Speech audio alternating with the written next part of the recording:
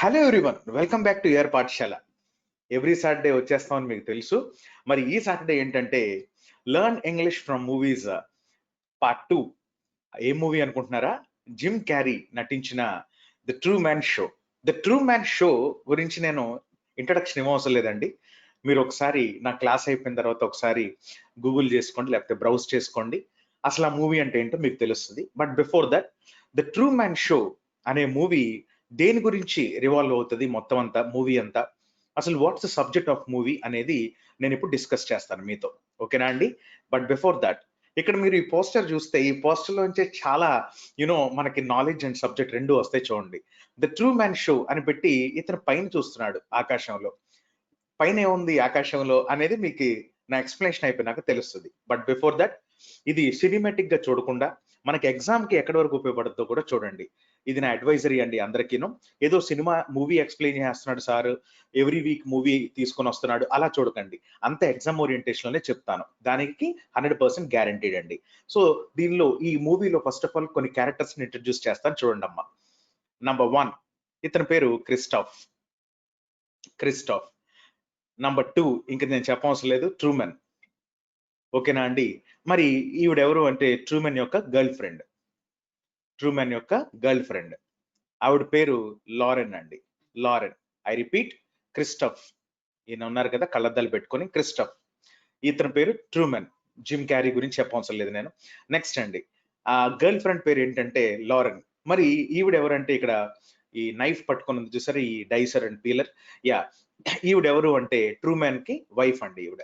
ఈవిడ పేరు ఏంటి అంటే గనక మెరిల్. ఈవిడ పేరు ఏంటమ్మా?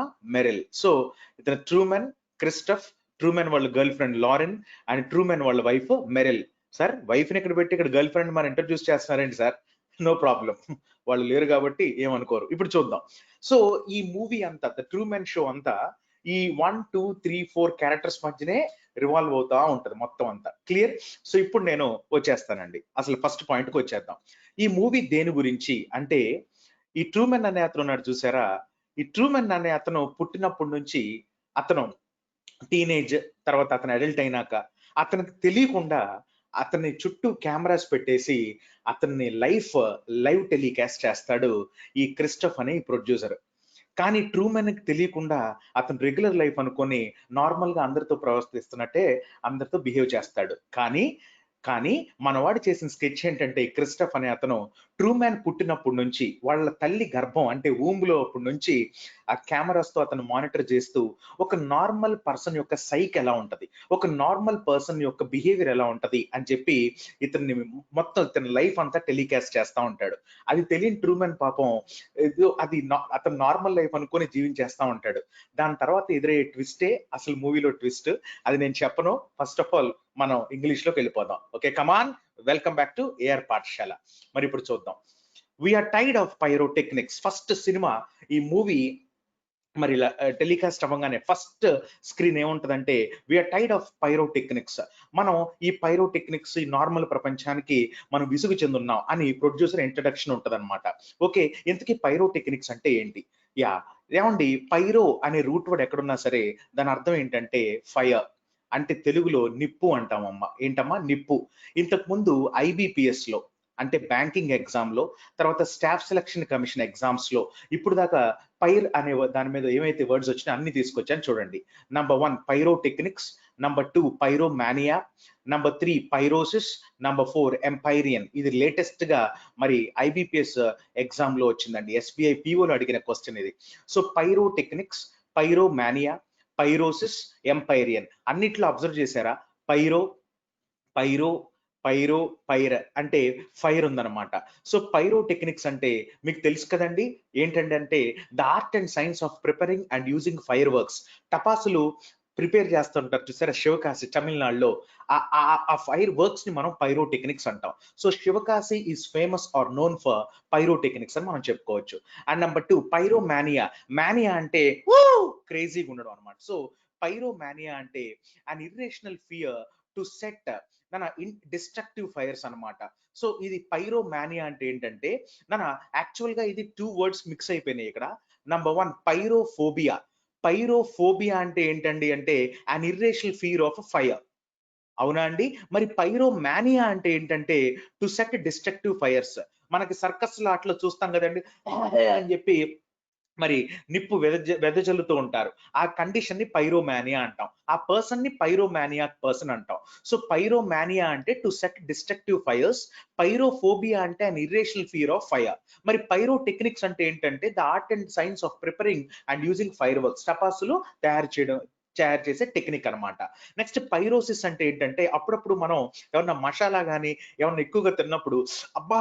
గుండె నొప్పొచ్చేస్తుందే మమ్మీ, గుండె నొప్పొచ్చేస్తుంది డ్యాడీ అంటాం. సో, గుండె నొప్పి హార్ట్ బర్న్‌ని మనం సైంటిఫిక్‌గా పైరోసిస్ అంటాం. ఏవండీ ఇక్కడ మీకు 2 వర్డ్స్ ఇంపార్టెంట్. ఓసిస్ అనే సఫిక్స్ ఎక్కడైనా వచ్చినా అండి, సఫిక్స్ అంటే వర్డ్ చివర వచ్చేదన్నమాట. సో, ఓసిస్ అనే సఫిక్స్ వస్తే దాని అర్థం abnormal condition. Abnormal condition. Pyro అంటే ఏంటంటే ఫైర్. సో, ఎప్పుడైతే మన హార్ట్ బర్నింగ్ సెన్సేషన్ ఉందో యాసిడ్ రిఫ్లెక్స్ జరుగుతది గదా! మళ్ళీ పైకి తంతది యాసిడ్, హైడ్రోక్లోరిక్ యాసిడ్. దాన్ని పైరోసిస్ అంటాం. Next Empyrean. ఏవండీ ఎం అంటే గనక into.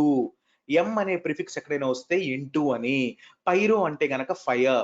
So, the dwelling place of God which contains fire.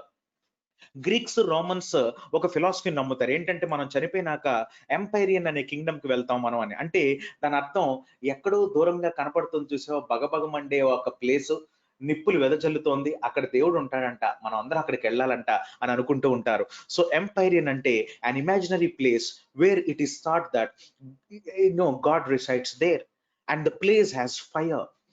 అదనమాట. సో, ఇప్పుడు ఫైర్‌తో మరి నిండి ఉన్న ప్లేస్‌ని మనం ఎంపైరియన్ కింగ్డమ్ అంటాం. అక్కడ దేవుడు ఉంటాడని ఒక నమ్మకం. ఎవరికి? గ్రీక్స్‌కి, రోమన్స్‌కి. సో, ఇప్పుడు చూద్దాం. Pyrotechnics, pyromania, pyrosis, empyrean and ఇంకోటుందండి. Antipyretic. ఇప్పుడు మన కరోనా టైం గదా! ఈ వర్డ్ చాలా ఇంపార్టెంట్ అండి. యాంటీ అంటే నో. పైరటిక్ అంటే fire are fever are excess temperature.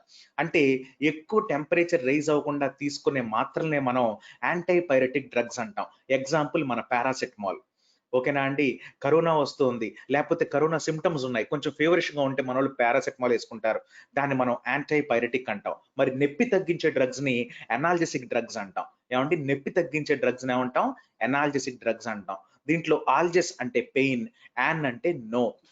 So, ఇప్పుడు చూస్తే పైరో దాని మీద వడగట్టేసారు కదా! ఇప్పుడు మళ్ళీ మూవీకెళ్ళిపోదాం. సో, ఫస్ట్ ఇంట్రడక్షన్ స్లైడ్ ఏంటంటే, we are tired of pyro techniques. అందుకనే నేను ఒక క్యారెక్టర్‌ని ఇంట్రొడ్యూస్ చేశాను. అతని లైఫ్‌ని టెలికాస్ట్ చేస్తాను అని ఇంటెన్షనల్‌గా ఉంటది అతనికి. అదంతా చెప్పడు. ఓకేనా? నెక్స్ట్ అండి. నెక్స్ట్ సీన్ ఏంటో చూద్దాం. మరి అతను అలా పరిచయం చేయంగానే మరి జిమ్ క్యారీ అంటే ట్రూమన్ ఓకేనా? కార్ దగ్గరికొచ్చి ఎక్కుదాం అని చూస్తుంటాడన్నమాట. అతను ఫస్ట్ అతని ఇంట్రడక్షన్ షాట్. అక్కడికొచ్చి పైనుంచి ఏదో పడిపోతూ ఉంటుంది. ఓకేనా అండి. పైనుంచి ఏదో సంథింగ్ ఏదో పడిపోతే మనోడు మనం యూజువల్‌గా షిట్ అంటాం. మనకొచ్చిన ఎక్స్‌ప్రెషన్ అదొకటే గదా! షిట్ అంటాం. కానీ షిట్ అనకుండా మనోడు ఏమంటాడంటే హోలీ కౌ అంటాడు. సో, ఫస్ట్ ఇంగ్లీష్ ఫ్రేజ్ మనోడు యూజ్ చేసేది మరి ఎవరంటే ట్రూమన్ హోలీ కౌ. ఏమంటే హోలీ కౌ అంటే ఏంటో తెలుసా? పవిత్రమైన ఆవు కాదిక్కడ. సో, హోలీ కౌ అంటే Americans it is said to express bewilderment or surprise or astonishment. For example ah, oh! అంటాం గదా మనం. లేపోతే నిజంగానా? అవునా? సో, అలాంటి ఎక్స్‌ప్రెషన్స్‌కి మనం యూజ్ చేసేది హోలీ కౌ. ఇది ఎక్కడి నుంచి వచ్చిందంటారా? యాహ్! ఇది ఇది ఒక బిలీఫ్ ఏంటంటే, మన జెరూసలేం ఇశ్రాయేల్ ఎక్కడైతే ఉందో, అక్కడ మరి మోసెస్ అని ఒకతనుంటారు. ఆ మోసెస్ ఒక కొండపైకెళ్ళి 10 కమాండ్‌మెంట్స్ రాసుకొచ్చేసరికి, అతని కింగ్డమ్‌లో ఉన్న పీపుల్ అందరూ మరి విలాసవంతంగా ఎంజాయ్ చేస్తా ఉంటారు. అది చూసి ఈ కౌని వాళ్ళేం చేస్తారంటే గోల్డెన్ కౌ కింద చేసి దాన్ని పూజిస్తూ ఉంటారు.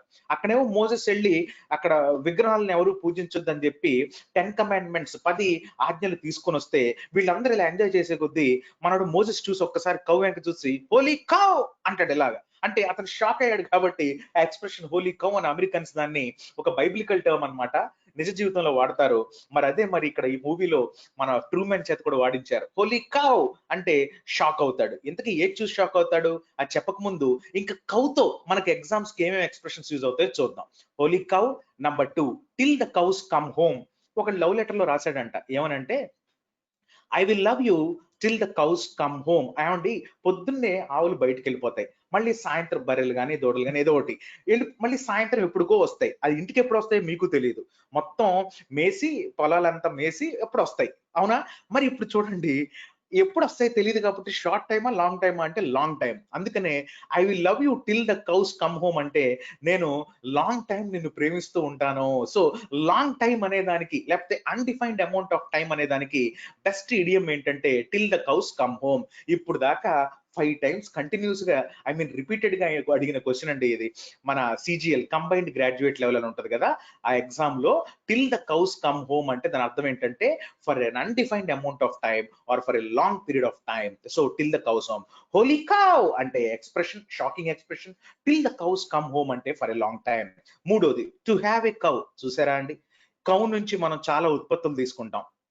అదంతా ప్రాసెసింగ్ అయ్యి ఎక్కడి దాకా వెళ్తాయి? మన నోట్లోకి వెళ్తాయి. అవునా? So we're having a cow. We're having a cow అంటే దాని యొక్క ఎక్సైట్‌మెంట్, దాని యొక్క యాంగ్షియస్‌నెస్ లేకపోతే దాని యొక్క బాధని మనం తీసుకుంటున్నాం. So to have a cow అంటే to become excited or angry అనేది మన ఎక్స్‌ప్రెషన్‌లో వచ్చేసింది. For example I have a cow now అంటే నాకు చాలా కోపంగా ఉంది అని. అంతేగాని నేను ఐ హావ్ ఎ కౌ అంటే ఐ టేక్ కౌ కాదు ఇక్కడ. So to have a cow అంటే to become excited and angry. అదే టిల్ ద కౌస్ హోమ్ అంటే మరి దాని అర్థం for a long time. Holy cow అంటే షాక్. మళ్ళీ మూవీలోకి వెళ్ళిపోదాం. హోలీ కౌ అని అంటాడు ఫస్ట్ షాట్ లో ఇతను. ఫస్ట్ షాట్ లో మరి డైరెక్టర్ ఏమంటాడు? పైరోటెక్నిక్స్ అనే వర్డ్ కొట్టాడు ఇక్కడ. అంటే మూవీతో పాటు మీకు మళ్ళీ కాంపిటేటివ్ ఎగ్జామ్స్ వైపు రిలేట్ చేయడానికి నేను ట్రై చేస్తున్నానండి. Okay, just bear with me for few minutes. Next one అండి. నెక్స్ట్ షాట్ లో అదేంటబ్బా పడిందని చెప్పి ఇంతకు ముందు ఈ కార్ దగ్గర నుంచున్న ఈ జిమ్ క్యారీ అంటే ట్రూమెన్ వచ్చి ఇలా చూస్తాడు. ఆకాశం నుంచి ఏదో పడింది. ఏం పడిందని చూస్తే సిరియస్ క్యానేజ్ అనే ఒక ఇది ఎక్కడి నుంచి పడుతుంది అంటే టీవీ స్టూడియోలు ఉంటాయి చూసారా?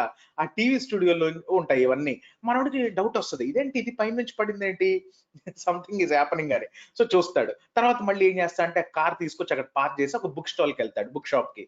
ఈయన తర్వాత ఏమన్నా బుక్ కావాలంటే బుక్ కొనుక్కొని ఇంకేమన్నా కావాలా అని ఈ బుక్ షాప్ ఓనర్ అడుగుతాడు. అనగానే that's whole kit and caboodle అంటాడు మనోడు. అక్కడ మళ్ళీ ఇంకొక ఇడియం వాడేశాడు. That's whole kit and caboodle. ఏమంటే కిట్ అంటే ఏంటండి? మనకు ఫర్ ఎగ్జాంపుల్ ఏదైనా ఒక కిట్ అండి. నా దగ్గర ఇదిగోండి ఈ కిట్ ఉంది. దీంట్లో నేను బుక్స్ ఇవన్నీ పెట్టుకుంటాను. ఫైన్. సో ఇది కిట్ అంటాం. మరి కబోర్డుల్ అంటే ఏంటి? చెప్తాను ఆగండి. నాన్న teacher had use a caboodle as an organizer. Caboodle అంటే ఒక పెట్టండి. ఏంటమ్మా? ఒక పెట్టి. నాన్న where all the positions are kept inside. So kit and caboodle అంటే the total thing or the entire thing అని. సో మనోడు ఏమంటున్నాడంటే ఇంకేమన్నా కావాలా అంటే చాలు చాలు చాలు చాలు. చాలు అనడానికి బెస్ట్ ఇడియం ఏంటంటే ద హోల్ కిచెన్ కబర్డల్ ఆర్ చాలు అదే ఎక్కువైపోయింది. టోటల్ ఎంటైర్ అనే దాన్ని కిట్ అండ్ కబోర్డులు అంటాం. సో ఇక్కడ చూస్తే మరి నేను అనొచ్చు ఇది కూడా ఎగ్జామ్ లో వచ్చిందని. మరి ప్రూఫ్ కావాలిగా మీకు. ఇక్కడ చూద్దాం. Please select the one word that can correctly substitute the word given అన్నాడు. Feeling sorrow for a wrong that has one done. Chicanery, catharsis, caboodle, contrite. చూసారా? కబూడిల్ అనే ఆప్షన్ ఇచ్చాడు. A, B, C, D. దీంట్లో caboodle అనే option వచ్చింది. కానీ మనోళ్ళు అసలు ఏంటో చదవని. ఫీలింగ్ సారో అంటే బాధ చెందుతావు. For a wrong that has one done. Answer ఏంటి అంటే contrite. Why not caboodle? Caboodle అంటే it's talking about the things or positions. So అక్కడ పొజిషన్స్ కానీ థింగ్స్ కానీ ఎక్కడ ఇవ్వలేదు. సో కబోర్డిల్ కాదు అని మీకు తెలియాలి. మరి కెథార్సిస్ అంటే ఏంటంటే వన్స్ లోయెస్ట్ పాయింట్ ని మనం కెథార్సిస్ అంటాం. ఇది కాదు. షికనరీ అంటే గనక చీటింగ్ అండి, అంటే మోసం చేయడం. ఇది కాదు. ఇంకా మిగిలింది ఏంటంటే కంట్రైట్. ఇలా కూడా మనం ఎగ్జామ్ లో ఎన్కౌంటర్ చేయొచ్చు. మరి నెక్స్ట్ ఇయర్ కబోర్డులు అని ఇక్కడ పెట్టి క్వశ్చన్ మరి ఏమన్నా అడిగితే అప్పుడు మీరు పొజిషన్స్ అన్న రాస్తారు, ఎంటైరిటీ అన్న రాస్తారు, లేకపోతే కంప్లీట్నెస్ అయినా రాస్తారు. చూసారా? మూవీస్ చూడడం వల్ల మీకు అడ్వాంటేజ్ ఏంటంటే నంబర్ ఆఫ్ క్వశ్చన్స్ కవర్ అవుతున్నాయి లేదో కానీ ఇక్కడైతే మీకు నేను మాక్సిమం అవుట్పుట్ ఇవ్వడానికి ట్రై చేస్తున్నానమ్మా. సో ఇప్పుడు దాకా ఏమైనా చూద్దాం ఒకసారి. Number 1 okay, pyro techniques. Pyro అంటే ఏంటో తెలుసుకున్నాం. అక్కడ నుంచి కాంపిటేటివ్ ఎగ్జామ్స్ కి కావాల్సిన వర్డ్స్ చూసాం. హోలీ కౌ, కౌకి సంబంధించిన ఫ్రేజెస్ చూసాం. దాని తర్వాత మరి దట్ హోల్ కిచెన్ కబోర్డ్ అని చెప్పి ఇడియం అని చూసాం. తర్వాత ఐబిపిఎస్ ఎగ్జామ్ లో వచ్చిన మరి క్వశ్చన్ కూడా అనలైజ్ చేసాం. దాని తర్వాత కుడెంట్ బి బెటర్. అతను అలా బుక్ కొనుక్కొని ఇలా వస్తున్నప్పుడు ఇద్దరు ఇలా పరిచయం అవుతారు. వీళ్ళిద్దరు ఒకేలా ఉన్నారు చూడండి. మరి ఒకేలా ఉండే వాళ్ళని ఏమంటాం? ట్విన్స్ అంటామా? ట్విన్స్ అంటే ఒక తల్లికి పుట్టిన వాళ్ళు. మరి ఒక తల్లికి పుట్టకుండా ఒకేలాగా లుక్ అలైక్ అంటాం. వాళ్ళని ఏమంటాం అండి? Look alike. ఇది ఒక నౌన్ అండి. లుక్ అలైక్స్ అంటాం. హలో బ్రదర్ సినిమాలో నాగార్జున ఉన్నాడు చూసారా? అలాగా. మరి ఇక్కడ చూస్తే మీరు ఈవిడ పేరు సమాంత. మరి ఈవిడ కూడా ఇంచుమించు సమాంత లానే ఉంది. కానీ ఇద్దరు ఒక తల్లికి పుట్టలే. ఇద్దరు ఒకే తల్లికి పుడితే వాళ్ళని ట్విన్స్ అంటాం. మరి వీళ్ళని ఏమంటామంటే ఇంగ్లీష్ లో యా డాపల్ గ్యాంగర్ స్పెషల్ అన్నాడు చూసారా.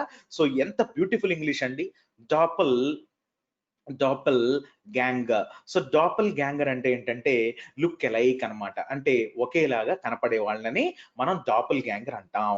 నెక్స్ట్ వర్డ్ తర్వాత ఇతని లైఫ్ లో నానా మరి ఫ్లాష్ బ్యాక్ వెళ్తాడు. ఈ సీన్ అయిపోగానే ఫ్లాష్ బ్యాక్ వెళ్తాడు ఆఫీస్ లో కూర్చొని. వెళ్ళినప్పుడు ఇతనికి మరి ఈవిడ వస్తుంది, పరిచయం అవుతుంది. ఈవిడ పేరు ఏంటంటే మెరెల్. ఈవిడ పేరు ఏంటండి మెరెల్. సో వచ్చి గబుక్కున షీ ఫాల్స్ ఆన్ హిమ్ అనమాట, అంటే పడిపోతుంది. పడిపోయినాక ఐఎమ్ సారీ అని చెప్పి I have been such a klutz all day అంటది. సచ్ ఎ క్లడ్స్ ఇక్కడ రాస్తున్నాను చూడండి, సచ్ ఏ క్లడ్స్. ఏమంటే క్లడ్స్ అంటే ఏంటో తెలుసా, ఆక్వర్డ్ పర్సన్ అనమాట. గలీజ్ అంటాం చూసారా తెలుగులో. సో గలీజ్ అండాన్ని మనం ఇంగ్లీష్ లో క్లడ్స్ అంటాం. I'm such a klutz, I'm such an awkward person అని చెప్పడానికి యాన్ ఆక్వర్డ్ పర్సన్ అంత చాటభారతం రాయకుండా క్లడ్స్ అంటే చాలు. నాకు తెలిసి నా ఎస్టిమేషన్ ప్రకారం, నా యాంటిసిపేషన్ ప్రకారం క్లడ్స్ అనే క్వశ్చన్ మీకు అడిగినా అడగొచ్చు. సో క్లడ్స్ అంటే అన్ ఆక్వర్డ్ పర్సన్, అన్ ఆక్వర్డ్ పర్సన్. చాలా చాలా చాలా ఇంపార్టెంట్. ఓకే, నెక్స్ట్ సీన్ ఏమవుతుందో చూద్దాం. మరి ఇతను ఏంటి అటు చూస్తున్నాడు, ఎవరిని చూస్తున్నాడు, అది ట్విస్ట్. ఓకేనా. నెక్స్ట్ మళ్ళీ షాప్ కి వెళ్తాడు. అతను రెగ్యులర్ లైఫ్ కంటిన్యూ అవుతానే ఉంటది. మళ్ళీ ఈసారి ఇంకేమన్నా కావాలా సార్ మీకంటే that's whole ball of wax అంటాడు. ఏమంటాడు, that's whole ball of wax. ఇంత ముందేమో కిట్ అండ్ కబూడిల్ అన్నాడు. ఏమన్నాడండి, kit and caboodle. Kit and కబూడిల్.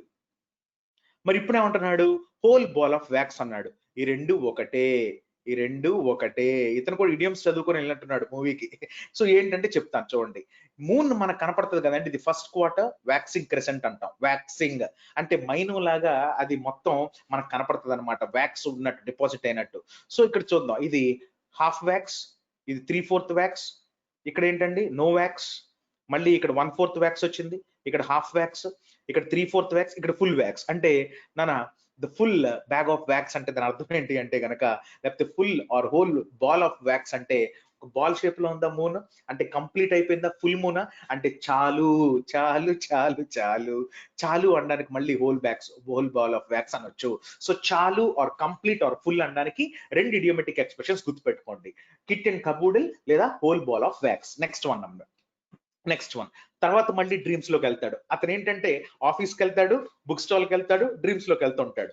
అప్పుడు సడన్ గా వాళ్ళ నాన్న చిన్నప్పుడు ఒక ఎక్స్కర్షన్ అని చెప్పి ఒక సముద్రం వైపు తీసుకెళ్తే వాళ్ళిద్దరూ మరి రైడింగ్ లో ఏమవుతుందంటే, బోట్ రైడ్ లో మరి వాళ్ళ నాన్న కింద పడిపోయి డ్రౌన్ అయిపోయిన తర్వాత అతనికి ఒక ఫోబియా వచ్చేస్తుంది అనమాట. మా నాన్న చనిపోయాడు, నాకు నీళ్ళంటే భయం అని ఒక భయం, ఇర్రేషనల్ ఫియర్ ఆఫ్ వాటర్ ని మనం ఆక్వాఫోబియా లేకపోతే హైడ్రోఫోబియా అంటాం. ఆక్వాఫోబియా ఆర్ హైడ్రోఫోబియా. హైడ్రోఫోబియా అంటే కుక్క కాటుకు భయపడడం, డాగ్స్ బయట భయపడడం కూడా మరి హైడ్రోఫోబియా వస్తుంది. అందుకనే ఇంగ్లీష్ పీపుల్ ఏం చేశారంటే ఆక్వాఫోబియా అంటే ఫియర్ ఆఫ్ వాటర్ అని అంటారు. ఇంతకుముందు గ్రూప్ 1 లో అడిగిన క్వశ్చన్ అండి, ఫియర్ ఆఫ్ డాగ్స్ బయటని ఏమంటామంటే మనోళ్ళు సైనోఫోబియా అని రాశారు. ఫియర్ ఆఫ్ డాగ్స్ ని సైనోఫోబియా అంటాం, మరి ఫియర్ ఆఫ్ డాగ్స్ బైట్ ని హైడ్రోఫోబియా అంటాం. క్లియరా అండి? యా. నెక్స్ట్ వన్ అమ్మ. సో ఈ అమ్మాయి ఎవరంటే, ఇందాక మీరు ఇక్కడ స్లైడ్ చూసారా, ఇతను వీళ్ళ కాబోయే వైఫ్ మెరిల్ వచ్చి I'm such a klutz, I have been such a klutz అన్నప్పుడు ఇతను చూస్తున్నాడు. ఎవరిని చూసాడు తన కాలేజ్ లో అంటే మరి అతని గర్ల్ ఫ్రెండ్ అండి. ఆవిడ పేరేంటి అంటారా, లారెన్. ఏంటండి, లారెన్. సరే లారెన్ తో మరి అతను ఏం చేస్తాడంటే, ఒకసారి తన లైబ్రరీలో చదువుకుంటూ ఉన్నప్పుడు ఒకసారి బయటకు వెళ్దామా, పిజ్జా తినడానికి వెళ్దాం, ఇప్పుడు కాఫీ తాగుదాం వెళ్దారా అంటారు ప్రపోజ్ చేసేటప్పుడు. అతను పిజ్జా తినడానికి వెళ్దాం అంటే ఇప్పుడే రా అని చెప్పి ఒక వాటర్ బాడీ మళ్ళీ అది సముద్రం దగ్గర తీసుకొచ్చి అతనితో మాట్లాడిస్తుంది. అప్పుడు they are pretending Truman, do you understand అని ఒక సైగా క్లూ ఇస్తుంది. అంటే ఏదో జరుగుతుంది ట్రూమెన్ నీకు, నువ్వు దీని నుంచి బయటికి రా అని. అంటే ఇదంతా టీవీ సీరియల్, ఇదంతా టీవీ షో అని ఇండైరెక్ట్ గా ఒక హింట్ ఇచ్చింది. ట్రూమెన్ మటుకు ఏం చేయాలో అర్థం కాదు, ఎందుకంటే డైరెక్ట్ హింట్ ఇవ్వదామే, ఎందుకంటే ఈవిడ కూడా ఈ టీవీలో ఒక యాక్ట్రెస్ కాబట్టి. ఇదేనండి ఈ సినిమాలో ట్విస్ట్. ఇతను ఒక్కడే తన లైఫ్ లీడ్ చేసుకుంటున్నాడు. ఇప్పుడు దాకా మీరు చూసిన వాళ్ళంతా ఇదిగోండి, ఈ బోట్, ఈ షాప్ కీపర్, వెనకాల ఈ ప్రజలు, వీళ్ళందరూ యాక్టర్స్ అనమాట. సో ఇంకో వీళ్ళు కూడా ఎవరు, సమంత గారులే వీళ్ళు, ఈ డాపల్ గ్యాంగర్స్, వీళ్ళందరూ యాక్టర్స్. చూస్తున్నారా మూవీ ఎంత పీక్స్ లోకి తీసుకెళ్లిపోతారంటే పీక్స్ లోకి తీసుకెళ్తాడు. నెక్స్ట్ అండి, మరి ఇది అంటది, my no my name is not Lauren. వీడేమనుకుంటాడు, ఈ అమ్మాయిని లారెన్ అనుకుంటాడు. ఇది ఈ అమ్మాయి టీవీ సీరియల్లో ఇచ్చిన నేమ్ అనమాట, ప్రొడ్యూసర్ ఎవరు, క్రిస్టఫ్ అనే అతను. కానీ ఆ అమ్మాయి అసలు పేరేంటి, ఆ అమ్మాయి అసలు పేరేంటి అనేది మీకు ట్విస్ట్ ఏం లేదులే, చెప్పేస్తాను. It's Sylvia, my name is Sylvia అంటది. సిల్వియా ఏంటి, నీ పేరు లారెన్ కదా, నీ కాలేజ్ లో నీ పేరు లారెన్ అంటారు కదా అంటే, ఆ అమ్మాయి ఇండైరెక్ట్ గా తనకి హింట్ ఇవ్వడానికి ట్రై చేస్తుంది, ఇండైరెక్ట్ గా ఒక హింట్ ఇవ్వడానికి ట్రై చేస్తుంది. అంతలోకి ఆ టీవీ సీరియల్లో ఆ ప్రొడ్యూసర్ ఇదంతా కెమెరాస్ నుంచి చూస్తూ ఉంటాడు, ఎప్పటికప్పుడు మానిటర్ చేస్తాడు. వెంటనే ఒక ముసలాయిని పంపించేస్తాడు కారులో, పంపించి నువ్వు ఫాదర్ కింద యాక్ట్ చేసి ఆ అమ్మాయిని తీసుకొచ్చాయి. వాడికి నిజం తెలిసిందంటే చాలా మంది టీవీ సీరియల్ రోజు చూసే వాళ్ళందరికి మన టెలివిజన్ రేటింగ్స్ తగ్గిపోతారా బాబు అని చెప్పి అతన్ని పంపిస్తారు. He's lying Truman, please don't listen to him అని చెప్పి ఈవిడ అంటదనమాట. అతనికి ఏం అర్థం కాదు. అలా కారులో తీసుకెళ్లిపోతాడు అనమాట. ఆవిడ తీసుకెళ్లిపోతే ఎక్కడ తీసుకెళ్తున్నా అన్నప్పుడు, నేను ఫిజీ ఐలాండ్స్ కి తీసుకెళ్లిపోతానా అంటాడు. సో మనోడు నెక్స్ట్ టార్గెట్ ఏంటంటే, తను ఫిజీ ఐలాండ్స్ కి వెళ్దామని మరి గురి పెట్టుకుంటాడు. మరి ఏమవుతుందో చూద్దాం. వెళ్దామని ఒకసారి కార్ స్టార్ట్ చేస్తాడు. అంతలోకి వాళ్ళ వైఫ్, మళ్ళీ రియల్ క్యారెక్టర్ లో తన వైఫ్ ఎవరండి, మెరిల్, కాలేజ్ లో తన ఫ్రెండ్. సో ఆ అమ్మాయి సిల్వియాని కిడ్నాప్ చేసుకొని తీసుకెళ్లిపోయాడు కదా, తీసుకెళ్లిపోతే మెరిల్ ఎక్కించుకొని వెళ్తాడు. వెళ్ళినప్పుడు, Truman I think I'm gonna throw up, నన్ను తీసుకెళ్లకు, నేను ఇంట్లోనే ఉంటానంటది. ఎందుకంటే ఫిజీ ఐలాండ్స్ వెళ్ళలేడు అందుకు, ఎందుకంటే టీవీ స్టూడియోలో ఉన్నాడు, ఆ సెట్ దాటి వెళ్ళలేడు కదా. ఇది ఈ అమ్మాయికి కూడా తెలుసు, ఎందుకంటే మెరిల్ కూడా క్యారెక్టర్ ఆర్టిస్టే. మెరిల్ కూడా తెలుసు ఇదంతా టీవీ షో అని. ఈవిడ కూడా రియల్ వైఫ్ కాదండి, అతనికి మరి వైఫ్ అయింది, ఎందుకంటే ప్రొడ్యూసర్ అవ్వమన్నాడు కాబట్టి, రియల్ వైఫ్ కాదు. సో ఇదంతా తెలియని వాడికి పిచ్చెక్కేస్తుంటది అనమాట ట్రూమెన్ కి. సంథింగ్ ఏదో ఆర్టిఫిషియల్ గా జరుగుతుంది నా పక్కన అనుకుంటూ ఉంటాడు. అనుకున్నప్పుడు I think I'm gonna throw up అంటది. త్రో అప్ అంటే ఏంటండి, పైకి వెళ్తానన్నా కాదు, అంటే వామిటింగ్ చేయడాన్ని మనం త్రో అప్ అంటాం. సో ఇది ఇంతకు ముందు మన ఎగ్జామ్ లో ఎలా వచ్చిందో చూద్దాం. మెనీ వర్ అలార్మ్డ్, అలార్మ్డ్ అంటే ఏంటండి, షాక్డ్ అనమాట. So many were alarmed by the possibility for surveillance and monitoring of personal computers that this rule throws off. చాలా మంది మేము షాక్ అయ్యాం. ఏమండి, by the possibility for the surveillance and monitoring of personal computers that this rule throws off. ఏమండి, ఇక్కడ చూడండి, మన Merrill ఏముందో చూద్దాం. ట్రూమెన్ నన్ను తీసుకువెళ్ళకు, I think I'm gonna throw up, I'm going to throw up, vomit. Vomit అంటే desirable, undesirable అంటే undesirable or unexpected. Undesirable or unexpected problem ని మనం త్రో అప్ అంటాం. చాలా చాలా ఇంపార్టెంట్. మామూలుగా త్రో అప్ అంటే పైకి తన్నేయడం, కానీ ఇది ఒక ఇడియం కింద తీసుకున్నప్పుడు లేదా ఫ్రేజల్ కింద తీసుకున్నప్పుడు అన్ఎక్స్పెక్టెడ్ ఆర్ అన్డిజైరబుల్ ప్రాబ్లమ్ మనం త్రో అప్ అంటాం. సో ఇక్కడ చూస్తే many were shocked by the possibility for surveillance and monitoring of personal computers that this rule throws up. Throws up అంటే సమ్ అన్డిజైరబుల్ అవుట్పుట్ వస్తుందేమో ఈ rule నుంచి అని దాని అర్థం. సో తప్పు ఎక్కడ ఉందంటే సిలో అండి, సి ఎర్రని పెట్టాలి. మన వాళ్ళు చదివే ఓపిక లేక ఈ చదవరు. అందుకనే డోంట్ వరీ అండి, మీకోసం ఆన్లైన్ క్లాసెస్ కూడా వెయిట్ చేస్తున్నాయి. మనం ఎప్పటికప్పుడు మనం మూవీస్ కూడా రివ్యూ చేసుకొని అక్కడి నుంచి మన కాంపిటేటివ్ ఎగ్జామ్స్ కి ఎలా యూస్ఫుల్, ఏది యూస్ఫుల్ కూడా తెలుసుకుంటూ ఉందాం.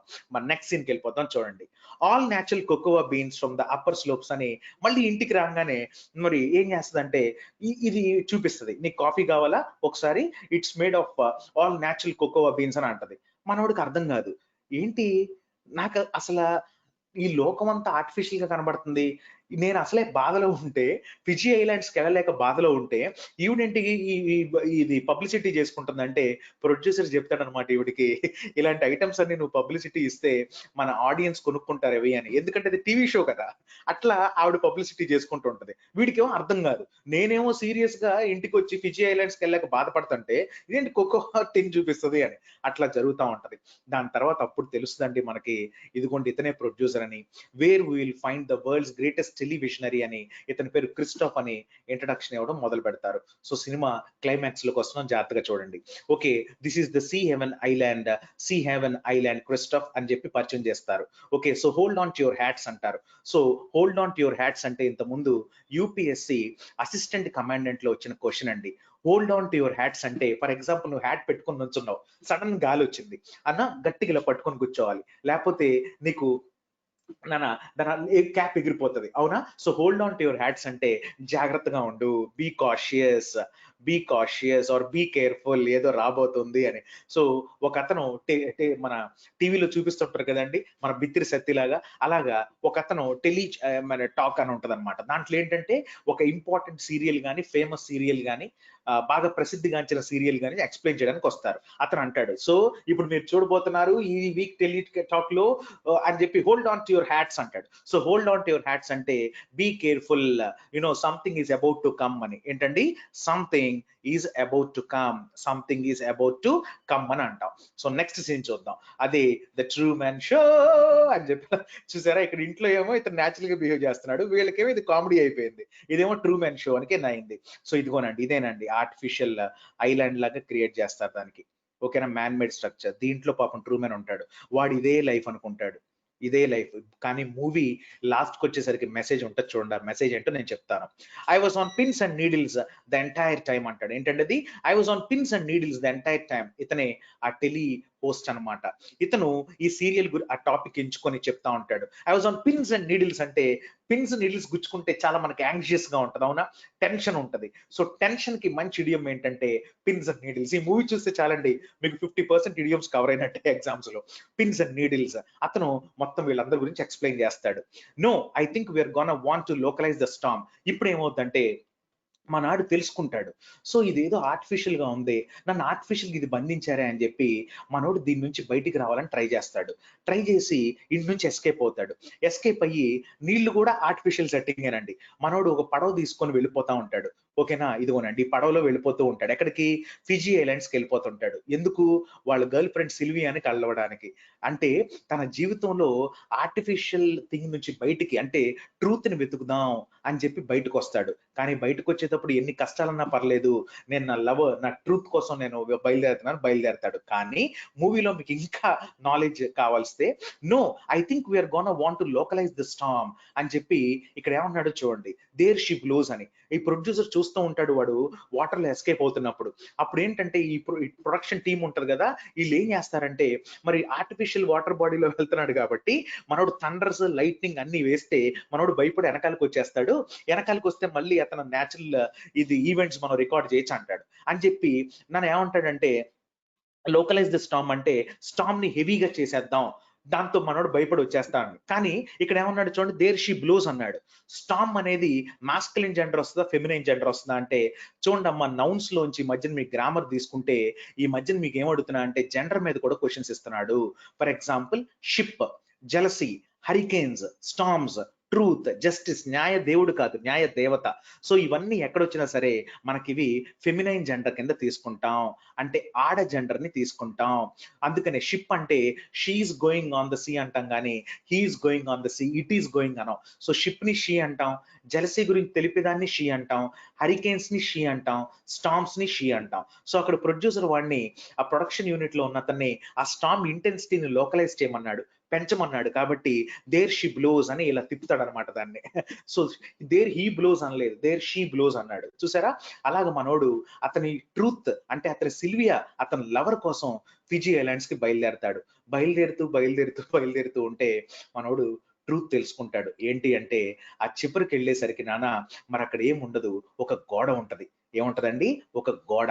అంటే ఆ స్టూడియో అని చెప్పాను చూసారా, అక్కడ ఆగిపోతాడు. ఆ గోడ దగ్గర అతని పడవ ఆగిపోతుంది, బోట్. అప్పుడు అనుకుంటాడు, అరే ఇదంతా ఆర్టిఫిషియల్ థింగా, నేను ఇప్పుడు దాకా ఆర్టిఫిషియల్ ప్రపంచంలో బ్రతికానా, ట్రూత్ లేదా? సో ట్రూత్ ని ఎక్స్ప్లోర్ చేసుకుంటూ వెళ్దామని అలా మరి ట్రూత్ లోపలికి వెళ్ళిపోతాడు. ఈ ప్రొడ్యూసర్ కన్విన్స్ చేస్తాడా, కన్విన్స్ చేయడా అనేది మీరు మూవీ చూసి తెలుసుకోండి. ఎందుకు నాకు అర్థమైన మెసేజ్ ఏంటంటే, ఈ మూవీలో ప్రతి మనిషి బ్రతుకుతున్నాడు. తన చుట్టూ అట్మాస్ఫియర్ ఏముందో ఆ అట్మాస్ఫియరే అతని అట్మాస్ఫియర్ అనుకొని అతను కన్ఫైన్ అయిపోయి ఈ 4 గోళ్ల మధ్యన బ్రతుకుతున్నాడు. కానీ తన జీవితంలో ఏదో ఒక మలుపు, ఒక చేంజ్ వచ్చినప్పుడు అతను దాన్ని ట్రూత్ అని తెలుసుకుంటున్నాడు. సో ఆ ట్రూత్ కోసం మరి బయటికి వెళ్ళాలంటే అతను రెస్ట్రిక్ట్ అయిపోతున్నాడు మన సమాజంలో. అందుకనే ఎట్లా ఉన్నా అతనికి ఆక్వాఫోబియా కూడా ఉంది. అతనికి నీళ్ళు అంటే పడదు.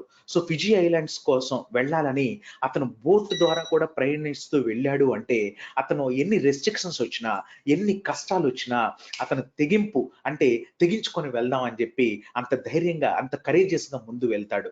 వెళ్ళిన తర్వాత అప్పుడు రియలైజ్ అవుతాడు, ఓకే ఇదంతా ఆర్టిఫిషియల్ వరల్డ్ అనమాట. ఇది దాటుకొని నేను వెళ్ళాలి.